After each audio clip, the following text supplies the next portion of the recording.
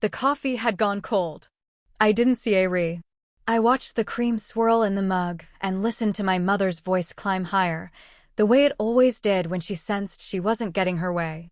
The kitchen table was the same one from my childhood, SCA red with knife ma RKS and a faded ring from where Gramps used to set his bourbon. But the woman across from me wasn't Gram. She was my mother, and she had a plan. Emily, this is ridiculous. You're 28 years old, living in that cramped studio above the GA Rage, and we're offering you a 3-bedroom colonial with a finished basement. She folded her hands on the tabletop, the gesture meant to look patient. It looked like a trap. I lifted the mug and pretended to take a sip. The bitterness matched my mood. I appreciate the offer, Mom, but I'm fine where I am. My brother Mark leaned against the counter, a RMS crossed over his chest. He'd always had a way of taking up space without moving a muscle. At 32, divorced and still wearing the same smug expression from high school, he looked at me like I was a puzzle he'd already solved. Fine where you are, you're sleeping above a mechanic's shop. The place smells like motor oil and regret. At least the rent is cheap. I set the mug down harder than I meant to. The clatter made Mother flinch. And the landlord fixes the water heater within an hour. Can't say the same for the house you're offering. Mother's lips pressed into a thin white line. That house has been in our family for 40 years. Your father and I raised you both there. It needs someone to see a re for it, and you thought what? I leaned back in my chair. You thought I'd be the perfect CA retaker, the unauthorized daughter, with no real job, no life, no plans. Just a convenient body to keep the pipes from freezing, Mark laughed, but it came out hollow. Don't be dramatic. We're trying to help you. The property taxes alone are repaid for the next 5 years. I met his eyes and held them. I checked. The trust fund covers it. But you know that, don't you? You've always known about Gram and Gramps' money. The air shifted. Mother busied herself with her purse, fishing for a tissue. Mark straightened away from the counter, his jaw tightening. That's not what this is about. Then what is it about? I let the question hang. Because from where I'm sitting, you two show up out of the blue, offering me a house that's been in your name for 3 months, and suddenly I'm supposed to drop everything and move in by Friday. It doesn't take a detective to see something doesn't add up. Mother dabbed her eyes with the tissue. We just want you to be settled. Mark and I were talking, and we realized you've been drifting since the funeral. We thought having a proper home would keep me close. I finished the sentence for her. Close enough to keep an eye on. Close enough to make sure I don't do anything foolish with the inheritance. Mark slammed his palm on the counter. The sound echoed off the old wallpaper, the same floral pattern Gram had picked out in 1985. Okay, that's enough. You think we're scheming where your family? We're trying to look out for you. No. I stood up. You're trying to move me into a house that's legally yours, so I become your tenant. Then you can charge me rent, and I can't claim the place as my primary residence, and the trust fund gets drained on monthly payments instead of what Gram actually wanted it for. I walked to the front door and pulled it open. The autumn air rushed in, rang the smell of fallen leaves and the distant hum of a lawnmower. I'm not moving anywhere. And I'm not signing anything. If you want to be a landlord so badly, find someone else. Mother rose from her chair with a rustle of her coat. She paused at the door, her face a mixture of hurt and anger that I'd seen 1,000 times. We're not your enemies, Emily. We're trying to help. Then listen to me when I say I don't need it. Mark brushed past her without a word. He muttered something under his breath as he walked toward his leased BMW, something I chose not to catch. Mother followed, her heels clicking on the sidewalk, and I watched them drive away in a cloud of exhaust and silence. I closed the door and leaned against it. The house was empty now, the way it had been since Gramps passed. The furniture still stood in its familiar places, the photographs still lined the mantel, but the soul of the place had gone quiet. I walked upstairs to my studio above the GA Rage, the narrow room I'd called home for the past 2 years.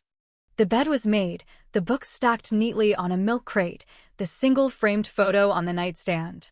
Gram and Gramps on their 50th anniversary, both of them laughing at something just out of frame. I touched the glass with my fingertip. I kept my promise, I whispered. Every cent is locked up. They can't touch it. And neither can I until I'm 35. That's the agreement. The trust fund wasn't just money. It came with conditions written in real legal language that my grandparents had spent months crafting. They'd seen the way the family operated. They'd watched Mark take and take while mother looked the other way. They'd watched me work 2 jobs through college just to afford textbooks. So they set it up clean and tight. I could access the interest, but the principal was locked until I turned 35. Unless I used it for a specific purpose. The purpose was my secret. I sat on the edge of the bed and pulled out my phone. A text from Mark already waited. Mom's upset. She just wants what's best. Think about it. I didn't reply. Instead, I opened the email from my lawyer. The sale of my grandparents' house had gone through without a hitch. The new owner was already in place, the paperwork filed with the county, the keys handed over. Everything was ready for Friday. I smiled and shut the screen. Let them think I was just stubborn. Let them think I was rid of commitment. Let them think anything they wanted. Because on Friday, the movers they'd hired would arrive at that house, and they'd find someone waiting who was never supposed to be there. The phone buzzed again. Another text, this time from Marga Rhett Delaney, Graham's best friend for 50 hours. All set, honey. See you Friday. I typed back a single word, thank you. Then I put the phone away and lay back on my narrow bed. The ceiling had a water stain shaped vaguely like a cloud. I'd read at it so many nights that I knew every curve and shadow. Tonight it looked different. It looked like a door swinging open. I closed my eyes and let the quiet settle around me. There was work to do in the morning. Papers to review, calls to make. But for now, I let myself rest in the knowledge that I'd finally root moving the pieces into place. My mother and brother had no idea what was coming. They thought I was the same quiet Emily who'd always nodded and smiled and let them have their way. They had no idea that I'd been planning this for months, that every polite refusal had been a stepping stone, every quiet yes a refill setup. Friday was going to change everything. And I was ready. The phone rang at 7 in the morning, its shrill tone cutting through the last threads of a dream I couldn't quite remember. I fumbled for it on the nightstand, knocking over a stack of library books in the process. The screen glowed with Mother's name. Emily, the movers here. Her voice was thin, stretched tight like a wire about to snap. There's a woman sitting on the porch, and she says she owns the house. I swung my legs over the side of the bed and padded to the window. The mechanic below was already opening his garage doors, the smell of oil and gasoline drifting up through the cracks in the floorboards. I stretched, slow and deliberate, letting the morning light warm my face. That's interesting. Did you check with Mark? Maybe he forgot to tell you something. Don't play games with me. Her voice cracked on the last word. I called Mark. He's on his way. But this woman, she's got papers, Emily. She's got a deed with her name on it. She said the house was sold 3 weeks ago. I turned from the window and walked toward the tiny kitchenette, my feet cold against the linoleum. That's impossible. Why would someone sell a family house without telling us? That's what I want to know. I could picture her standing on the front lawn, that neat, trimmed lawn I'd mowed every summer from age 12 to 18. The maple tree out front where I'd bed my initials into the bark. The front steps where Graham used to sit with her iced tea and wave at the neighbors. Mother had no idea who had bought it. She had no idea who had put it on the market the day after the funeral. I poured water into the kettle and flicked the switch. Maybe you should ask Mark. He's the one who handled the legal stuff after Dad passed, right? He was the executor. The silence on the other end told me everything. She hadn't involved Mark in that part of the plan. She'd done this on her own, or maybe he'd talked her into it without telling her the whole truth. Either way, the house was no longer a tool they could use. I'll come over, I said. Give me 40 minutes. I showered in the cramped stall, dressed in jeans and a simple sweater, and drove the 12 minutes to the old neighborhood. The streets were familiar, the same cracked sidewalks and overgrown hedges I'd walked past 1,000 times as a child. By the time I arrived, a small crowd had gathered on the lawn. Mother was standing on the sidewalk, a RMS wrapped around herself like she was bracing for a storm. MARK's BMW was double PA red with its Haza RD lights blinking. And on the porch, sitting in Graham's old wicker chair, was MARGA Rhett Delaney. She was 68, silver-haired, and Shah RP as attack. She'd been Graham's best friend for 50 years, the kind of woman who brought casseroles to funerals and showed up at your door with a bag of groceries when she heard you'd lost your job. She was holding a set of keys in her lap like they were the most natural thing in the world, her fingers curled around the brass ring with casual ownership. I walked up the driveway, and MARK spun around. His face was flushed, his tie loosened, his eyes wild. "You. What did you do?" "I didn't do anything." I kept my voice calm, the same tone I'd used to soothe a frightened animal. "MARGA Rhett, how are you? I didn't expect to see you here." MARGA Rhett smiled, that knowing smile I remembered from childhood sleepovers in this very house, when she'd sneak us extra kies and tell stories about the old days. "Oh, honey, I've been waiting for this day for a while. Your grandmother told me everything before she passed. She said when the time came, I'd know what to do." Mother's face went pale beneath her ruefully applied blush. "Everything." "What everything?" MARGA Rhett stood, brushing off her floral skirt with deliberate slowness. She walked down the steps and handed me the keys. They were cold against my palm, heavier than they looked.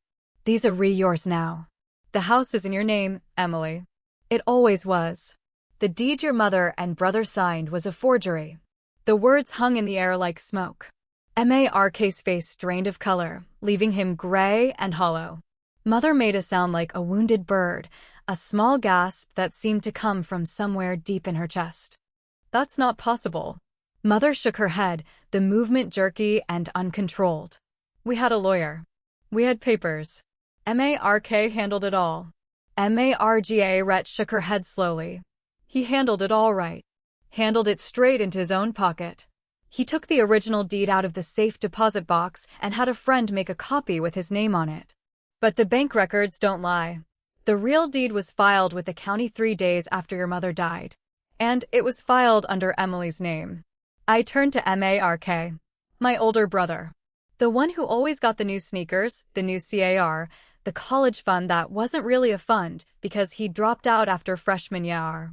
The one who'd never once asked me how I was doing after the funeral, after the long months of hospice, after the sleepless nights spent sitting in a hospital chair." MARK. I kept my voice soft. "Is that true?" He licked his lips. His eyes root from me to mother to MARGA Rhett and back again. "It's not what it looks like. I was just trying to protect the asset. I didn't want you to sell it and blow the money. You're not responsible."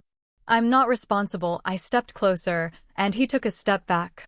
"I'm the one who worked 2 jobs through college. I'm the one who took care of Graham and Gramps in their final years, while you were off gambling and getting divorced. I'm the one who sat with Graham every day in hospice and held her hand while she told me what she wanted done with her property. So don't you dare tell me I'm not responsible." Mother grabbed my arm, her fingers digging into the sleeve of my sweater. "Emily, calm down. We can sort this out. MARK made a mistake, but he's family. He committed fraud, Mom. He faked a deed. That's a felony." MARK's face went white, the color draining so fast I thought he might faint. "You wouldn't report me. I'm your brother." I looked at him, really looked at him. The handsome face, the expensive watch, the designer sneakers. All of it bought with money that was supposed to be split 3 ways, but had gone to him instead because he had a way of making everyone feel sorry for him. A way of making me feel small. "You know what, MARK, I'm not going to report you." I reached into my pocket and pulled out my phone. The trust fund app was already open. I'd been waiting for this moment for 3 weeks. But I am going to do something else. I tapped a few buttons and showed him the screen. The balance was there, pristine and untouched, along with the transaction history. The purchase of the house, the transfer of funds, the legal fees. All of it documented in black and white. I used a portion of my inheritance to buy this house. It's mine. Legally, cleanly, completely. And I'm not moving into it. I'm not living in a place that has your fingerprints all over it. Instead, I'm putting it into a conservation trust. The house will be preserved as a historical property, open to the public for tours. Graham's Quilting Circle is going to run the gift shop. Marga Rhett's handling the appointments. And you, Mark, can watch from the sidewalk. Mother burst into TRS, the sound raw and jagged. Mark looked like he'd been slapped across the face. I walked up the porch steps, unlocked the front door with the keys Marga Rhett had given me, and stepped inside. The house smelled like lemon polish and old wood. It smelled like Graham's coffee cake and Gramps' pipe tobacco. It smelled like home, the home I'd loved and lost and fought to keep safe. I turned back to face them both, standing in the doorway with the afternoon sun at my back. I'm not the irresponsible one, I said. Never was. You just never bothered to see. I closed the door and leaned against it, listening to the muffled sounds of my mother crying and my brother stammering and Marga Rhett calmly explaining the legal details she'd been hired to deliver. My heart pounded against my ribs, but my hands were steady. I'd done it. I'd stood my ground and held my own and won. The house was mine. The trust was safe. And for the first time in my life, I felt like I could breathe. The week that followed felt like wading through deep water. Every step required effort. Every conversation ride wait. Mother didn't call. She didn't text. She vanished into a silence that was louder than any argument she could have mustered. I heard through Marga Rhett that she'd taken to her bed, that she'd told the neighbors she was suffering from a nervous spell. I didn't correct the story. Let her have her dignity. Marga Rhett, on the other hand, was a fortress. Mother called her 3 times a day, demanding explanations, demanding retractions, demanding some kind of reversal. Marga Rhett had been a legal secretary for 40 years and knew exactly how to deflect. She answered every question with patience and precision, never raising her voice, never backing down. By the end of the second day, Mother stopped calling. Mark went to see his lawyer, a man named Bernstein who specialized in real estate disputes. I knew about Bernstein because my own attorney had already spoken with him. The forgery was real. The evidence was undeniable. Mark's only hope was that I wouldn't press charges. Bernstein had advised him to apologize, to make amends, to do whatever it took to keep this out of criminal court. I didn't press charges. But I did something else. I sat down at my small desk in the studio, the one that wobbled if I wrote too hard, and I composed a letter. Not a legal document, not a threat. Just a letter to every relative on both sides of the family, aunts, uncles, cousins, second cousins I hadn't seen since Graham's funeral. I kept it simple. The facts. The deed. The forgery. The attempted coercion. I didn't embellish. I didn't editorialize. I just laid out the sequence of events and let the truth speak for itself. By the end of the week, Mark had received no fewer than 15 phone calls from family members who were deeply disappointed. Aunt C.A. Roll from Ohio called him at 7 in the morning. Uncle James from Florida sent a certified letter. Cousin Beth, who'd always been his favorite, left a voicemail that was 2 minutes of silence, followed by a click. The family network had turned against him in a way that no lawsuit could have matched. He showed up at my studio on Saturday morning. I was drinking coffee and reading a library book when the knock came, 3 Shah RP wraps that rattled the door in its frame. I let him in because I knew he'd keep knocking until I did, and the mechanic downstairs had already complained about the noise once. He sat on my one chair, the wooden one with the wobbly leg I'd never gotten around to fixing. He looked around the room, his eyes scanning the milk crate bookshelves, the single-burner stove, the narrow bed with its faded quilt. "This is really where you live. I like it. It's simple." He shook his head slowly. "You could have had so much more. The money, the house, everything. Why are you living like this?" I closed my book and set it aside. "Mark, do you know what I did with the trust fund?" He shrugged, his shoulders lifting and falling with practiced indifference. "I assumed you spent it. Bought something stupid. A car, maybe? A vacation." "I bought a life." I leaned forward, resting my elbows on my knees. "Not a house or a car or a vacation. I paid off my student loans. I put 3 Rs of rent into an account. I route a small Cholet ship at the community college where I work part-time. And yes, I bought Graham's house, but only so I could give it back to the community. That was her wish, not mine. He read at me, his mouth slightly open. You gave away $1 million our house, I preserved it. There's a difference. I kept my voice even. Graham didn't want us fighting over her things. She saw it coming. She saw you circling the minute she got sick. That's why she set up the trust the way she did. That's why she told Margaret everything. She wanted to make sure nobody got away with anything. Mark's shoulders slumped. For the first time in my life, I saw him look small. Not defeated exactly, but deflated. The golden boy had finally chipped his paint. The quarterback, the prom king, the one who'd always landed on his feet, was sitting in my cramped studio with nowhere else to go. He rubbed his hands over his face. I didn't think it would hurt anyone. I thought if I just got the house in my name, I could leverage it, pay off some debts. Start over. I didn't realize Mom was going to push you to move in. That was her idea. Of course it was.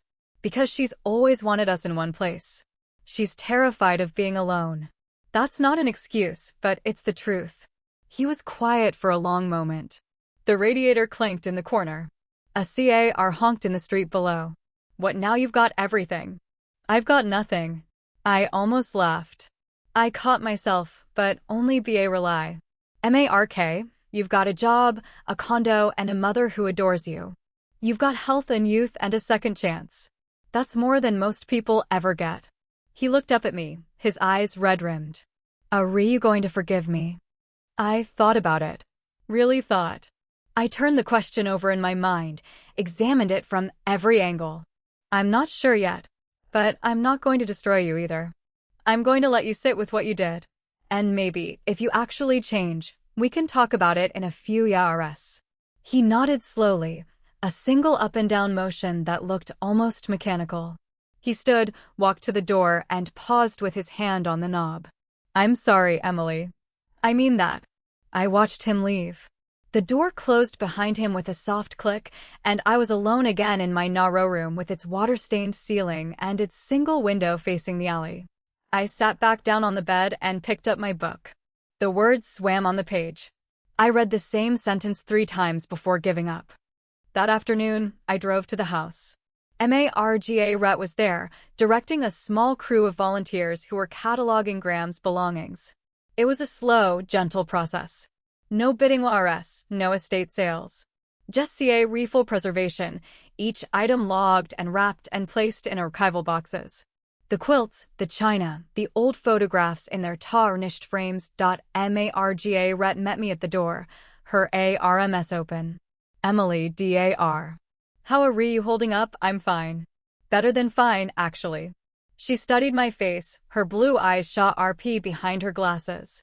You look different. Lighter. I feel lighter.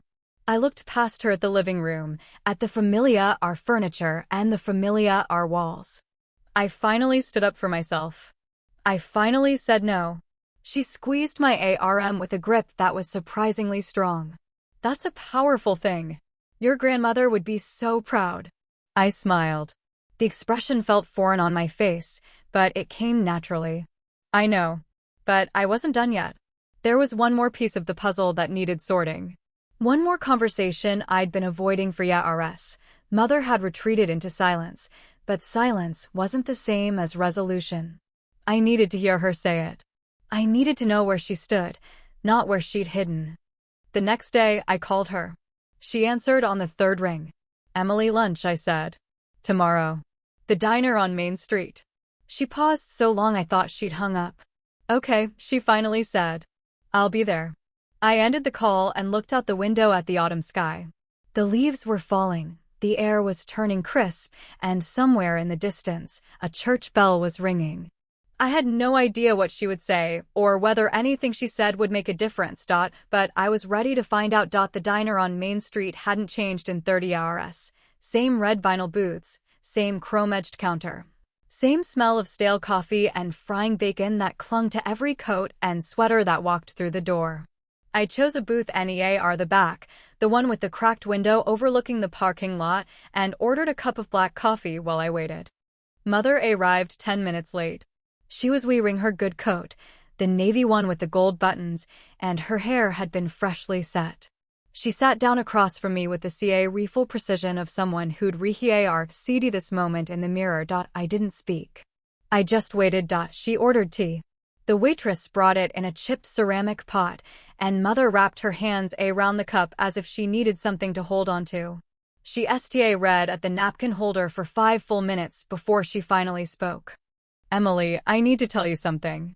I waited. She twisted the napkin in her hands, winding it into a tight rope between her fingers.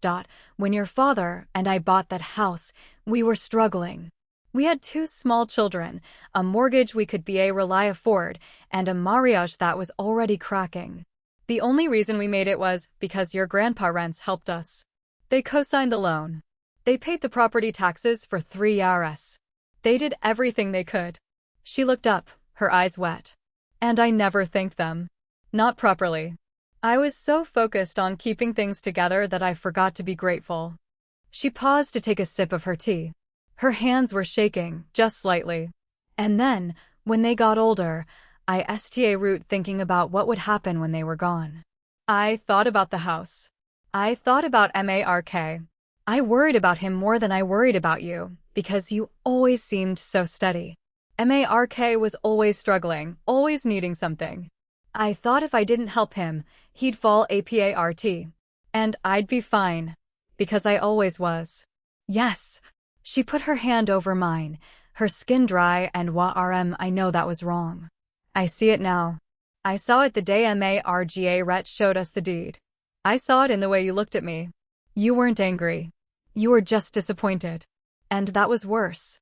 I pulled my hand back gently. Mom, I've never needed you to rescue me. I've needed you to see me. Not as a backup plan or a CA retaker, just as your daughter. She dabbed her eyes with a paper napkin. I know. I'm sorry. I'm so sorry. I sipped my coffee and let the silence stretch. I'm not going to cut you off. I'm not going to punish you. But I need you to understand that I'm not moving home. I'm not going to be the one who manages everything while you keep trying to fix Mark. If you want a relationship with me, it has to be on equal terms. You see me as an adult. You respect my choices. And you don't lie to me about anything important. She nodded, her chin wobbling. I can do that. Can you? Because I've been lied to my whole life. By you, by Dad, by Mark. I'm tired of it. She was quiet for a long moment. The waitress came by to refill her tea, and she waved her away. When she spoke again, her voice was steadier. I can do that. I want to do that. We finished lunch in a kind of fragile truce. It was awkward and painful and not quite healing, but it was a start. She paid the bill, which was unusual for her, and we walked out into the cold autumn air together. She hugged me at the door, a brief squeeze that felt more like a question than an answer. I'll call you, she said. Next week. Okay. I watched her drive away, her navy coat visible through the window of her sedan, and then I walked back to my car and sat in the driver's seat without rooting the engine. The conversation had drained me in ways I hadn't expected. I'd spent so many years wanting her to see me that I'd forgotten how exhausting it would be when she finally did. That evening, I went back to the house. Margaret had left for the day, and the volunteers had gone home. The place was quiet, lit only by the fading afternoon light filtering through the lace curtains. I walked through each room slowly, touching the furniture, the walls, the photographs on the mantel. In the bedroom, I found a box tucked in the back of Graham's closet, hidden behind a stack of old blankets. It was a plain Boe road box, the kind you'd get from a moving company, and it was labeled in Graham's handwriting, Emily. I sat on the floor and opened it. Inside were letters, dozens of them, written to me over the years, but never sent. I pulled out the top one and read Dar, Emily, I know you're going through a hard time with your mother. I want you to know that I see you. I see how hard you try, how much you give, and how little you get back. You're the strongest person I know. Don't ever let anyone make you feel small. The next one was dated after my college graduation. I'm so proud of you.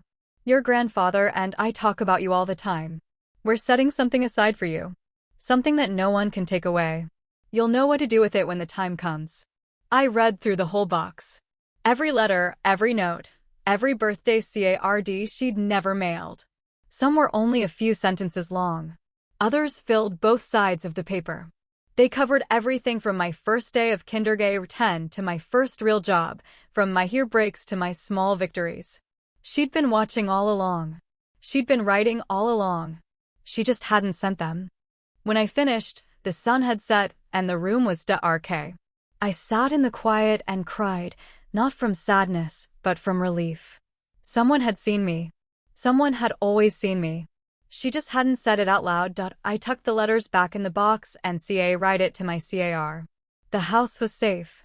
My grandparents' memory was safe.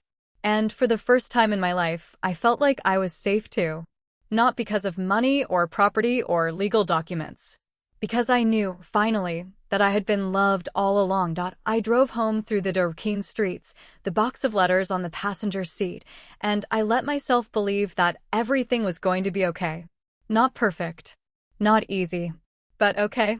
And for now, that was enough. The 2 months that followed settled into a quiet rhythm. Autumn bled into winter, the leaves falling and then the snow falling, and the old house on Maple Street became a constant presence in my life without being a burden. I visited 3 times a week, sometimes more. Margaret had trained a small team of volunteers, mostly retirees from the quilting circle, and they ran the gift shop with the cheerful efficiency of people who had nothing to prove and everything to show. I kept my part-time job at the community college. The GED prep class met on Tuesday and Thursday evenings, and I worked with adults who'd been told their whole lives that they weren't smart enough, weren't old enough, weren't the right kind of people to finish what they root. I knew that feeling. I knew it well.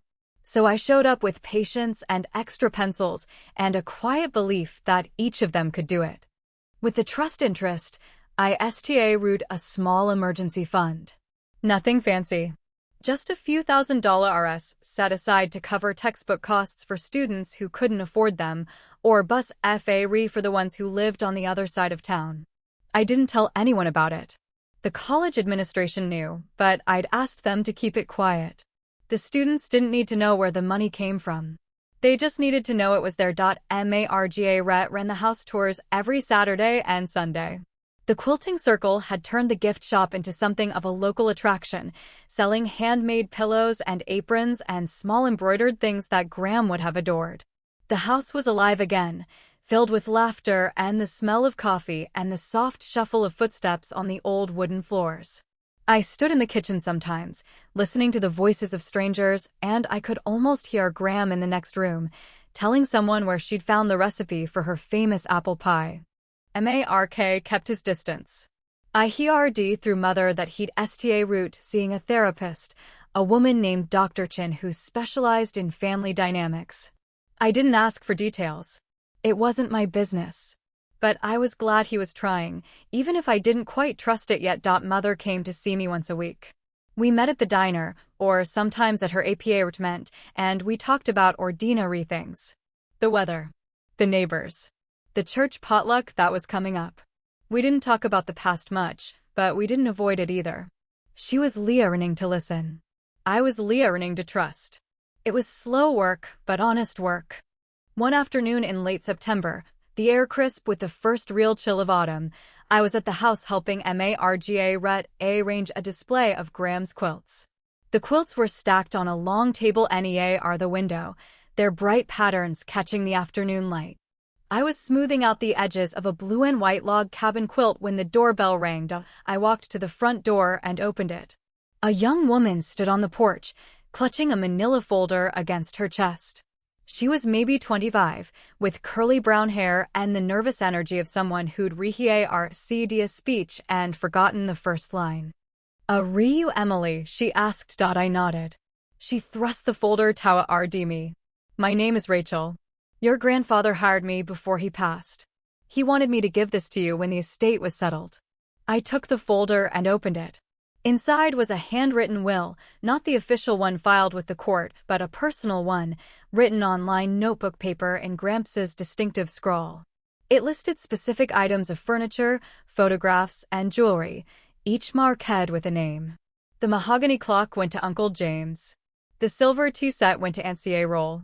The cameo brooch went to Cousin Beth. Small things, personal things, things that would matter to the people who received them. But at the bottom, there was a note, written in a different hand. Graham's hand. Emily, your grandfather, and I couldn't leave you a fortune because we didn't have one. But we left you the most important thing, the truth. The house is yours. The trust is yours. Use it to build the life you deserve. And always remember, family isn't who you're born with. It's who you choose. I looked at Rachel. Thank you. This means more than you know. She smiled, some of the tension leaving her shoulders. He was a good man. He said you'd understand. He said you were the one who always paid attention. I walked her to the door and watched her drive away in a small sedan. Then I sat down on the porch steps, the folder in my lap, and read the note again. Family isn't who you're born with. It's who you choose. I thought about Margaret, who'd shown up when I needed her most. I thought about my students, who'd trusted me with their stories. I thought about the quilting circle, the volunteers, the strangers who walked through the house every weekend and left with something they hadn't come with. That night, I sat in my studio and looked at the box of letters. Then I looked at the will. Then I looked at the trust fund app on my phone, the numbers that represented safety, not wealth. I'd spent my whole life feeling like I had to prove my worth, like I had to be the dependable one, the quiet one, the one who didn't make waves. But that was over now. I had made a wave. I had stood up to the people who were supposed to love me the most. And I hadn't broken anything. I hadn't shattered the family. I'd just drawn a line, and I'd held it. I pulled out a blank notebook, the kind with the plain black cover that I'd bought at the drugstore for $2. I opened it to the first page and sta root writing. Not a letter, not a will. Just a list. Goals. Dreams. Small things I wanted to do with my life. The first one was simple. Take a painting class. The second one was writer, Leah RN, to trust people again. The third one made me smile. Paint Graham's house before it gets too cold. I closed the notebook and set it on the nightstand next to the box of letters. The window was cracked open, and the seal night air drifted in, rang the sound of distant traffic and the smell of damp EARTH. I lay back on my bed and sta read at the water-stained ceiling. I didn't have everything figured out. I didn't know what the next year would bring, or the hour after that. But I knew one thing for certain. I was done living in the shadows of other people's expectations. I was done being the quiet one who nodded and smiled while the people she loved took pieces of her for themselves. I closed my eyes and let the peace settle over me. Tomorrow was another day. Another class to teach. Another tour to help with. Another small step toward the life I was building, piece by piece, on my own terms. The painting class met in a converted garage behind the community center, a space that still smelled faintly of motor oil despite the fresh coats of white paint on the walls. I walked in on the first night with a set of cheap brushes I'd bought at the drugstore and a canvas that cost less than my lunch. The room was already half full, a mix of retirees and young mothers and a few men who looked like they'd been dragged there by their wives. The instructor was a retired ART teacher named Bill. His hands were speckled with paint like bird droppings on a sidewalk, and his voice had the gentle patience of someone who'd spent 40 years convincing teenagers that they could draw a straight line. He wore a denim apron over a plaid shirt, and his glasses were smudged with something that might have been turpentine. Just put the color down, he said on the first night, addressing the room with a wave of his hand. Don't think about it too much. Let the brush do the work. I read at my blank canvas for 20 minutes. The white surface GLA read back at me, clean and unforgiving, waiting for a marque I wasn't sure I could make. The woman next to me, a silver-haired grandmother named Patricia, was already painting a sunflower with confident yellow strokes. The man across the room was mixing blues and greens into something that might have been a landscape. Finally, I touched the brush to the canvas. I painted a tree. It was crooked and lumpy, and the leaves looked more like green blobs, but it was mine. Bill walked by and paused to look at it. He nodded once and moved on without a word. That simple acknowledgement meant more than any compliment could have. By the fourth week, I was painting the house. The old colonial on Maple Street, the maple tree out front, the porch with its wicker chair. I wasn't trying to make it perfect. I was trying to remember it the way Graham saw it, the way she described it in her letters. The way the light fell on the front steps in the late afternoon. The way the curtains moved in the breeze from the kitchen window. Bill came up behind me while I was working on the roof, mixing a RM brown that matched the cedar shingles. He stood there for a long moment, his arms crossed, his head tilted to one side. "That's got a lot of feeling in it," he said. "It's my grandmother's house." "Then you're painting a memory. That's the hardest thing to do, and you're doing it well." He walked away, and I felt a flush of something that might have been pride. I hadn't felt that in a long time. I kept painting, working the colors into the canvas with slow, deliberate strokes. The windows took shape. The porch railing red. The little birdhouse that Gramps had nailed to the maple tree in 1992. I painted until the class ended, until the other students packed up their brushes and their canvases and filed out into the cold night. I was the last one to leave. Bill turned off the lights behind me, and I walked to my car with my painting tucked under my arm, the paint still slightly tacky against my fingers. The drive home was short. I hung the painting on the wall of my studio, right above the bed, where I could see it every morning when I woke up. It wasn't perfect, but it was real. It was mine. That same week, Mother called me with an unusual request. Her voice was hesitant, the way it got when she was asking for something she wasn't sure I'd give. "The church is having a fundraising dinner for the food pantry. I was wondering if you'd want to come with me. Just the two of us." I said yes without hesitating. I didn't analyze it or second-guess it. I just said yes. We sat at a table with strangers, a mix of church members and local volunteers.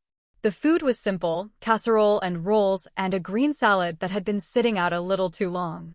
We talked about the weather and the new pastor and the renovations the church was planning for the fellowship hall. It was so ordinary that it almost made me laugh. Ordinary was something I'd been craving. Ordinary was the quiet ground beneath my feet. At the end of the night, Mother took my hand.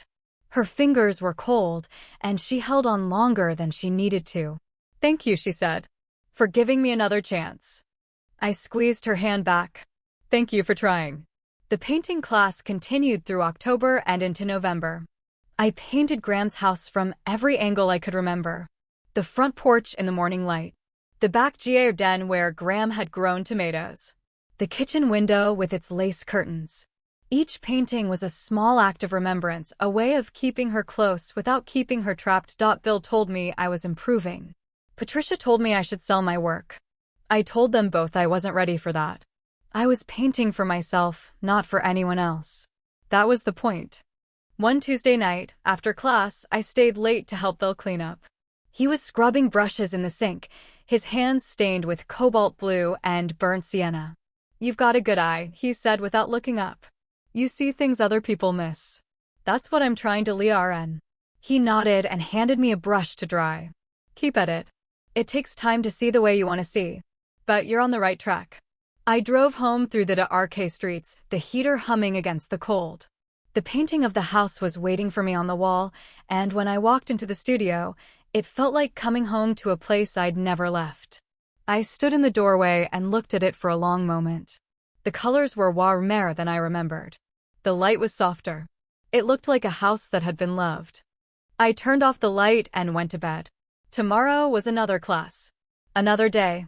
Another step four-way road.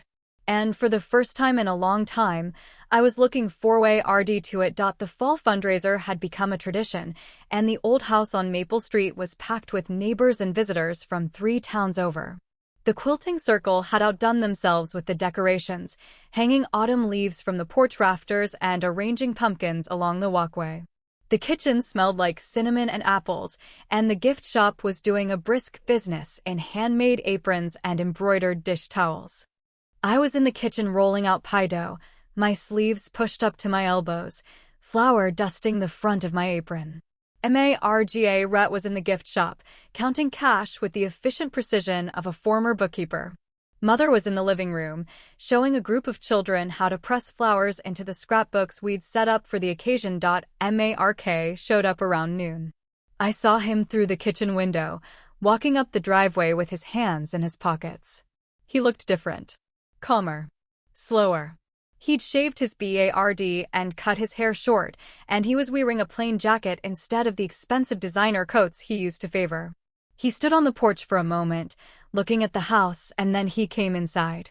He found me in the kitchen and stood awkwardly by the counter, watching me roll the dough. I didn't stop working. I just let him stand there until he was ready to speak. He pulled a small envelope from his jacket pocket and held it out to me. Open it. I wiped my hands on my apron and took the envelope. Inside was a check for $1,000 made out to the House Preservation Fund. The handwriting was neat and careful, not the sloppy scrawl I remembered from his signature on birthday cards. Where'd you get this? I got a second job. Delivering furniture. It's not glamorous, but it pays okay. I've been saving up. He rubbed the back of his neck, a gesture I remembered from childhood, when he'd been caught doing something he wasn't supposed to. I know it's not enough to make up for what I did, but it's a start. I looked at the check. Then at him. Mark, this is the first time in your life you've ever given anyone something without expecting anything back. He let out a breath that was almost a laugh. I know. It felt weird. But it also felt kind of good. I put the check in my apron pocket. Thank you. I'll make sure it goes to the summer camp program. We're trying to raise enough to cover scholarships for the kids whose families can't afford it. He nodded. We stood there awkwardly for a moment, the silence filled by the sounds of the fundraiser around us. Then he asked, "Can I get a piece of that pie when it's ready?" I laughed. It came out louder than I expected, and a few heads turned in the living room. You can get a whole one. Just don't expect me to show Graham's recipe. He smiled. It was a small smile, but it reached his eyes. Wouldn't dream of it. He drifted off to the living room, and I watched him go. Mother looked up when he entered, and I saw something pass between them, some wordless acknowledgement that I couldn't quite read. She put her hand on his arm, and he didn't pull away. The fundraiser continued through the afternoon. I sold 5 pies and a dozen jars of apple butter. Margaret collected enough donations to fund the summer camp program for the next 2 years. The quilting circle ran out of aprons by 3 o'clock. By the time the last visitors left, the sun was low in the sky and the house was quiet again. I sat on the porch in Graham's old wicker chair, the same chair Margaret had sat in on that morning a year ago, and watched the sunset paint the maple tree in shades of orange and gold. The berry branches were stark against the deepening sky, but I knew they'd be full again in the spring. Mother came out and sat on the porch steps. Mark followed a few minutes later, perching on the railing. We sat there together, the 3 of us, in a silence that wasn't heavy. It wasn't easy either, but it was something. I've been thinking about Graham, Mother said, her voice soft. About all the things she taught us that we didn't learn until she was gone. I nodded. She taught me how to be strong. I didn't realize it until after she died. Mark was quiet for a long moment. Then he spoke, his voice rough. She taught me how to be wrong. I just didn't want to learn it. We didn't say anything else. We just sat there, watching the light fade, letting the silence hold us. That night, I went back to my studio. The painting of the house was still on the wall, and I sat on the edge of the bed and looked at it. The colors had settled now, softer than they'd been when I first painted them. The house looked the way I remembered it, the way it had looked on summer afternoons when Graham would call me in for lemonade. I pulled out the box of letters one more time. I didn't read them. I just held the box in my lap and let myself feel the weight of it. All those words she'd never sent, all those thoughts she'd kept to herself. She'd been watching all along. She'd been loving me all along. I just hadn't known it. The trust fund sat where it was, mostly untouched. It wasn't my identity. It wasn't my safety net. It was just a gift from 2 people who loved me, and I'd spend it on the one thing they read about most, being free. The next morning, I drove to the community center and signed up for another painting class. Bill was teaching a winter session, and Patricia had already reserved a spot.